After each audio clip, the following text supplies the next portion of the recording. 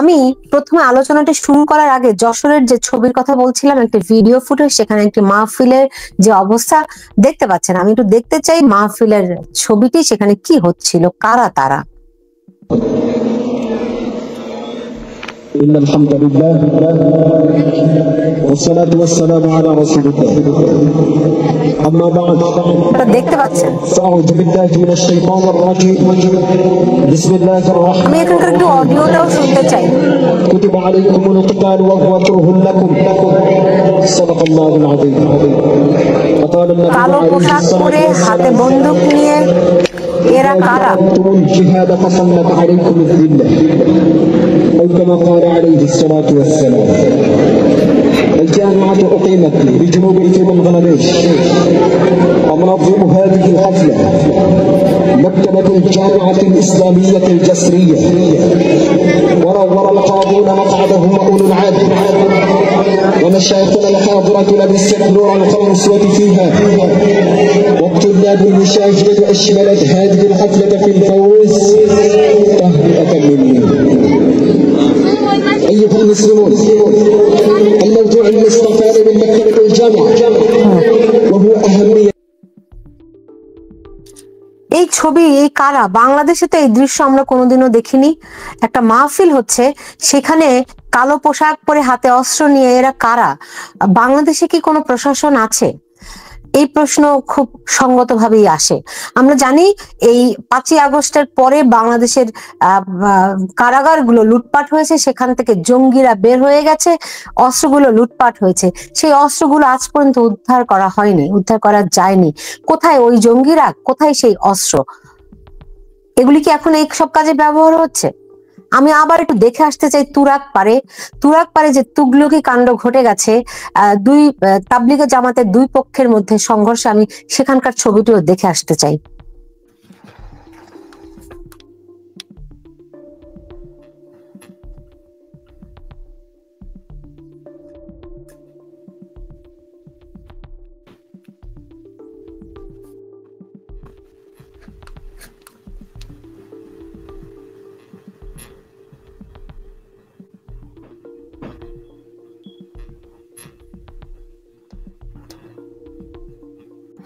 তুরাগপাড়ে কমপক্ষে 4 জন নিহত হয়েছেন তাবলিগ জামাতের দুই পক্ষের সংঘর্ষে। সেখানে এলাকাগুলোতে আগুন দেয়া হয়েছে, একটা বীভৎস একটা পরিস্থিতি। এর বাইরে ভারতের সঙ্গে সম্পর্কটি টান টান উত্তেজনা চলছে। আরাকান আর্মি সীমান্তে দখল নিয়ে নিয়েছে। সবকিছু মিলিয়ে যে কি হচ্ছে, এই আতঙ্কের একটা জনপদে পরিণত হয়েছে বাংলাদেশ। ডক্টর নুরুন নবী, আমরা কি বাংলাদেশে ধর্মযুদ্ধ দিকে আগাচ্ছি? আমরা এতদিন দেখলাম ইসকনকে নিয়ে তাদের নানান রকম তৎপরতা, ইসকন নাকি ধর্ম জঙ্গি, ইসকন ধর্মীয় উন্মাদনা ছড়াচ্ছে। ইসকনকে তো কোনোদিনও এই রূপে আমরা দেখিনি। ডক্টর নুরুন নবী, স্বাধীনতার 53 বছর পরে বিজয় মাসে এই ঘটনা আমরা দেখব এবং এগুলো নিয়ে আলোচনা করতে হবে একজন মুক্তিযোদ্ধা হিসাবে, সেটা আমি কখনোই ভাবিনি। এক কথায় বলতে গেলে ষড়যন্ত্র করে বাংলাদেশকে একটি ফেইল্ড স্টেট বানানোর জন্য এই সমস্ত কার্যক্রম হচ্ছে। এবং আজকে বাংলাদেশ রাজাকারদের দখলে, সহজ কথায় বলতে গেলে, এবং এই সরকার প্রধান সে রাজাকার প্রধান হিসাবে কাজ করতেছে। ডক্টর ইউনূসকে শান্তির দূত বলা হয়, কিন্তু ওনার কর্মকাণ্ডে তিনি একজন অশান্তির দূত। তিনি বাংলাদেশটাকে রাজাকারের যে সমস্ত পলিসি সেই পথে তিনি চালাচ্ছেন। দেশে কোনো আইন শৃঙ্খলা নেই, প্রস্তর যুগে দেশটাকে নিয়ে যাওয়া হয়েছে। আমি একটা সার্ভে করেছিলাম 15ই আগস্টের পরে এবং আগে দেশের অবস্থা কেমন। প্রায় 99% লোকে বলেছে, যারা রেসপন্ড করেছিল, যে 5ই আগস্টের আগেই বাংলাদেশ ভালো ছিল। 5ই আগস্টের পরে প্রতিদিনই অধপতন হচ্ছে চারদিকে। সেই ফাইন্যান্সিয়াল ইন্ডেক্স বলেন, আইন শৃঙ্খলা বলেন, আদর্শ বলেন। যে 71-এ আমরা যে আদর্শ উদ্দেশ্য নিয়ে যুদ্ধ করেছিলাম, তার ভিতরে 4টি মূল আদর্শের একটি ছিল অসাম্প্রদায়িক সমাজ ব্যবস্থা। বাংলাদেশকে একটি তালিবানি রাষ্ট্র প্রতিষ্ঠা করার জন্য ইউনুসের নেতৃত্বে সে আমেরিকার পাপেট হিসাবে, জামাত শিবিরের পাপেট হিসাবে কাজ করছে। ক্ষমতা নেওয়ার আগে সে প্রমিস করেছিল যে দেশে আইন শৃঙ্খলা রক্ষা উন্নতি করবে, মানুষের অধিকার সংরক্ষণ করবে। আপনি আগে উল্লেখ করছেন যে বাংলাদেশের মিডিয়াতে কোনো স্বাধীনতা নেই, বাংলাদেশে কি হচ্ছে সেটা বাংলাদেশে মিডিয়া বলতে পারে না। সমস্ত কিছু মিলে যদি আমরা এক কথায় বলি, বাংলাদেশকে একটি ফেইল্ড স্টেট, একটি তালিবানি স্টেট বানানোর জন্য ডক্টর ইউনূস অশান্তির দূত, রাজাকারের প্রধান, এইভাবে দেশটাকে সামনের দিকে ছেড়ে দিচ্ছেন। ওনাকে এক কথায় বলতে গেলে আমি বলতে পারি বাংলাদেশকে ধ্বংস করার এজেন্ডা নিয়ে তিনি নেমেছেন। 5ই আগস্টে বাংলাদেশের অর্থ সামাজিক অবস্থা কি ছিল, আর আজকে আমরা যে ঘটনাগুলো নিয়ে আলোচনা করছি, আমার মনে হচ্ছে বাংলাদেশ প্রস্তর যুগে ফিরে যাচ্ছে। স্যার যুক্ত হন। আমি একটু যেতে চাই নিজুম মজুমদার আপনার কাছে, এগুলো কিসের আলামত? এগুলো আপনারা প্রথমে অনেক ধন্যবাদ জানাই আপনার দর্শকদেরকে এবং যারা দেখছেন। আপনি যে আলামতেই আছেন আমি জানতাম না সুলতানা আপা, আমার ধারণা ছিল আপনি ফ্যাক্টের ভিতরে ঢুকে গেছেন। আলামত শব্দটা তো হচ্ছে মানুষ কখনো এগুলো দেখে নাই, মানুষের কোনো জানে না, হঠাৎ করে একটা কোকের বোতল আকাশ থেকে পড়লো। ওই যে একটা মুভি দেখেছেন না, গড মাস্ট বি ক্রেজি, ওরকম। তো আপনি এখন আলামতের স্টেজে আছেন, এটাই আমার জন্য একটা বিস্ময়কর ব্যাপার। কেন আমি এই কথা বলছি? নিজুম মজুমদার আমি একটু ব্যাখ্যা করে নিই, যেহেতু আপনি প্রসঙ্গটি তুললেনি। আমি তো বাংলাদেশের বিভিন্ন স্তরের মানুষের সঙ্গে কথা বলি, তো এক দল বলে বাংলাদেশ একেবারে জঙ্গি রাষ্ট্র হয়ে গেছে, আরেক দল বলে সবকিছু ঠিকঠাকই আছে, কোথাও কোথাও আইন শৃঙ্খলার কিছু অবনতি হচ্ছে, কিন্তু আর সবকিছু ঠিকঠাকই চলছে। এখন আপনি আর গণমাধ্যমে তো কোনো খবরই নেই, আপনি জানেন, কি বলবো বলেন আপনি আমাকে।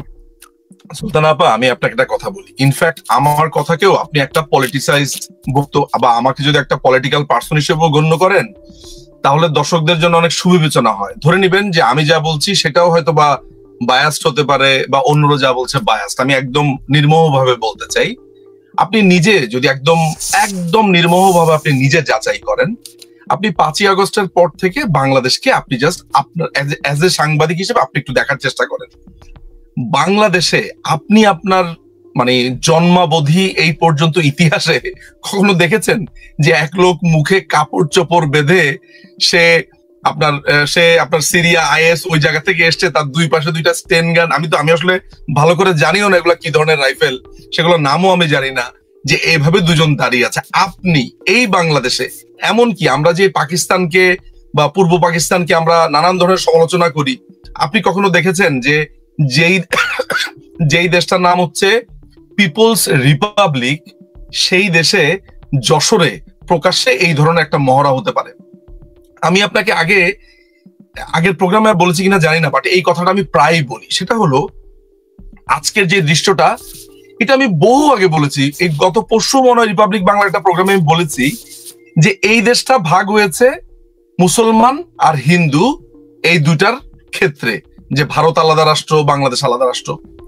আমি আমার প্রথম বইতে পরিষ্কার করে বলেছিলাম যে এরপরে পাকিস্তানে কি হয়েছিল, পাকিস্তান পর্বে, যে আমরা হইতেছি খুবই একটা বাজে মুসলিম, তারা হচ্ছে আলতাফ বা আশরাফ যেটাকে বলে খুবই উচ্চ বংশীয় মুসলিম, সেইভাবে আমাদেরকে ট্রিট করা হতো। বাংলাদেশ পর্বে কি হয়েছে? বাংলাদেশ পর্বে হয়েছে যে এরা হচ্ছে ভারত ঘেঁষা মুসলিম, অর্থাৎ আমাদেরকে বলে বা আমরা হচ্ছে খুবই খারাপ মুসলিম বা নাস্তিক, তারা হচ্ছে ভালো মুসলিম। ধরা যাক যে আমরা বাতিল হয়ে গেলাম দৃশ্যপট থেকে, এখন আপনি হাজির হন ইস্তেমার ময়দানে, দুই পক্ষই মুসলিম, এখন এক দল আরেক দলকে মারছে, উনি সাতপন্থী বলে। এইবার আপনি সাতপন্থীও ধরেন আপনার ইস্তেমা থেকে বাদ হয়ে গেল, জোবায়ের পন্থী বা হুয়েভার পন্থী বা মামুনুল পন্থীরা ময়দানে টিকে থাকলো। এইবার লেখা থাকবে যে মামুনুলের কথাতে কারা হ্যাঁ বলছে তারা হচ্ছে আসল মুসলিম, সেই অনুযায়ী মুসলিম ভাগ হইল, অর্থাৎ মামুনুলের পক্ষের যারা তারাই বাংলাদেশে টিকে থাকলো। সেখানে আবার ভাগ হবে যে মামুনুল এই কাপড় পরেছে, যারা মামুনুলের মতো দেখা দেখি কাপড় পরেছে তারা হচ্ছে আসল মুসলিম। সুতরাং এই যে বিভাজন, দীর্ঘ সময় মৌলবাদীদের সবচাইতে প্রিয় জিনিস হচ্ছে বিভাজন, বিভাজন এবং বিভাজন। এই বাংলাদেশটা আমি বলছি যে একটা মৌলবাদী জঙ্গি রাষ্ট্র হয়ে গেছে, আপনার মনে হতে পারে যে আমি মনে হয় খুবই একটা আওয়ামী দৃষ্টিভঙ্গি থেকে কথা বলছি, পলিটিক্স এর জায়গা থেকে বলছি, কিন্তু না, এমন হওয়ার কথা ছিল। বিকজ পুরো জুলাইটা জুড়ে, পুরো আগস্টের শুরুর দিকে আমরা পুরো জুলাই জুড়ে বলেছিলাম যে বাংলাদেশ আওয়ামী লীগ যতদিন ছিল ঠিক ততদিন এই রাষ্ট্র কাঠামোটা ঠিক ছিল, ইট ওয়াজ এ রিপাবলিক। কিন্তু এটাও সত্যি কথা যে আমাদের রাষ্ট্রের প্যারালালি, সমান্তরালি এরকম আলাদা একটা জঙ্গি রাষ্ট্র গঠিত হয়েছে, এটা আমাদের নজরে পড়েছিল। 2016 সালে যখন আপনার হলি আর্টিস্টের অ্যাটাকটা হয়, আমরা তখন এটা নিয়ে প্রচুর কথাবার্তা বলেছিলাম। জানি না সেটা নির্মূল করা কত বছরের ব্যাপার, কিন্তু আমরা নির্মূল করতে পারিনি, এটাও সত্যি কথা। আর এই বাংলাদেশে সেটা নির্মূল করা যায় কিনা সেটা নিয়েও আপনার প্রশ্ন আছে। আমরা যখনই হেফাজতের জঙ্গিপনা নিয়ে কথা বলেছি, একদল আমাদেরকে ফ্যাসিবাদী বলেছে। যখনই আমরা হিজবুত তাহরির নিয়ে কথা বলেছি, একদল সুশীল বলেছে কাউকে নিষিদ্ধ করা ঠিক না, গণতান্ত্রিক রাষ্ট্রে নানান ধরনের কথাবার্তা। যখন আমরা জঙ্গিবাদের কথা বলেছি, তখন তারা বলেছে এটা হচ্ছে দ্রব্যমূল্যের দামকে পেছনে ফেলার জন্য একটা নাটক। আমরা যখনই জঙ্গিবাদের কথা বলেছি, তখনই বলেছে সরকার দৃষ্টি ঘুরাতে চায়। আমরা যখনই হেফাজতের কথা বলেছি, তখনই বলেছে যে সরকার আলেমদেরকে, হাজার হাজার আলেমদেরকে হত্যা করছে। এখন তো আমরা নাই দৃশ্যপটে, বাংলাদেশ আওয়ামী লীগ নাই। বাংলাদেশ আওয়ামী লীগকে এখন খুন করা হচ্ছে শুধু জয় বাংলা বলার জন্য। তো এখন তো আছে হচ্ছে সবচাইতে বড় সাধুরা, সবচাইতে বড় ইমামরা এখন ক্ষমতাতে। তো এখন কেন মুসলমানকে মারছে? এখন